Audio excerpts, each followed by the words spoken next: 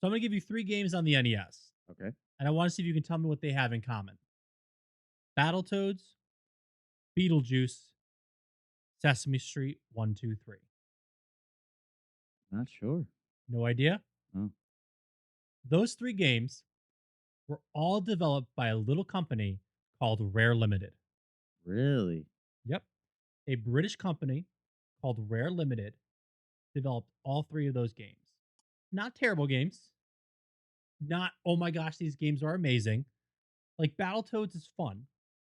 One of the hardest It's a games. tough ass game to play, It's one of the hardest games. but none of those games were like, oh my gosh, these are like incredible games. Holy Yeah. crap. Later on, this company Rare made great advancements with what's called SGI systems, creating 3D renders on the SNES cartridges. This pushed the SNES to the limit. The only other company to actually put like 3D type stuff like this into their games was Mortal Kombat, which did it in a completely different way. Yeah. The way that Rare did it impressed Nintendo so much, this led to Nintendo purchasing 49% stake in the company. Really? Really. So in 1993, when Nintendo needed a game to compete with Sega's Aladdin, they offered their entire catalog of characters to Rare, now known as Rareware. And do you know what character Rareware chose? Donkey Kong. Donkey Kong. Rareware chose Donkey Kong, and that game from that they started developing in 1993 will become Donkey Kong Country in 1994 Correct. and lead to the later successes of Donkey Kong Country 2 and Donkey Kong Country 3. But they had a bunch of They bangers. had a though. bunch of bangers after that. Killer Instincts, GoldenEye, Banjo and Kazooie, Diddy Kong Racing, and let's not forget the naughtiest of them all. Conker's Bad Fur Day, which is Yes, what sir. we're going to be talking about today. So after Rareware released Donkey Kong Country, Yep. Nintendo's like, yo, you killed it. Keep doing it. Yep. So they released Donkey Kong Country 2, Yep. Donkey Kong Country 3, Killer Instinct, GoldenEye, Diddy Kong Racing, Yeah. which introduced us to both Banjo and Conker before their games came out. Correct. And Nintendo's like, yo, you can't be stopped. And so they kept doing what they're doing. Yep. They released Banjo-Kazooie, which was one of the best games for N64. Correct. They were ready to release Conker's game called Conker's Quest. It then was titled to 12 Tales Conker 64. However, critics said it was too similar to Banjo-Kazooie. Rare took this and said, we got you, and started gearing it towards mature audiences. Nintendo was like, Rare, you've been killing it. Put out the game. And then saw the game after it got critiqued and went to the reviewers. And reviewers are like, this is some of the best shit Nintendo's put out. And Nintendo's like, Nah. we're not putting this out. It's not family friendly. Yep.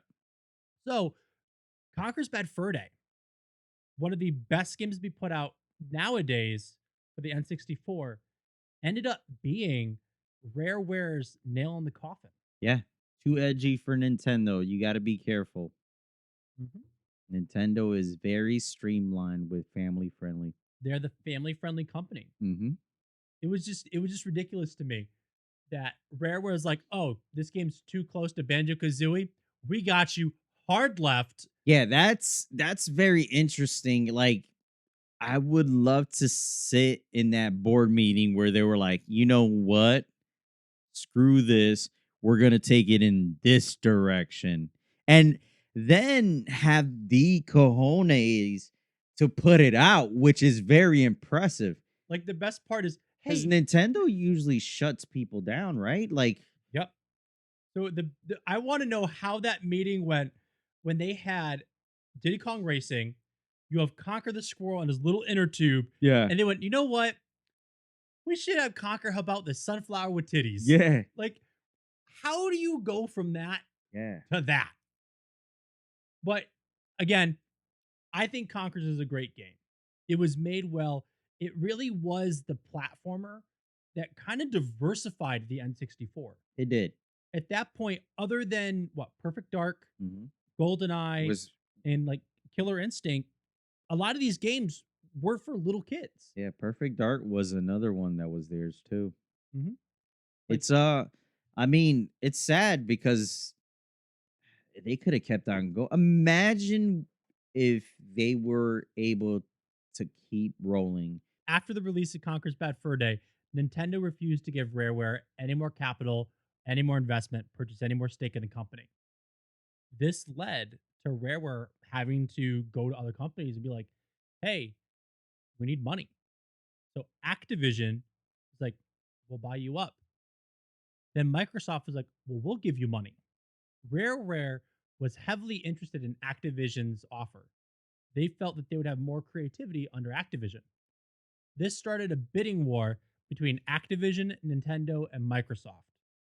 Nintendo and Microsoft quickly outbid Activision, and Activision was like, we don't Yeah, got the sorry, finances for bro. this. Yeah, And Microsoft was like, just dishing out more money because they believed the Xbox would be the platform for this. yep. And quite honestly, when you think of edgy games, do you think of Nintendo 64 or Xbox?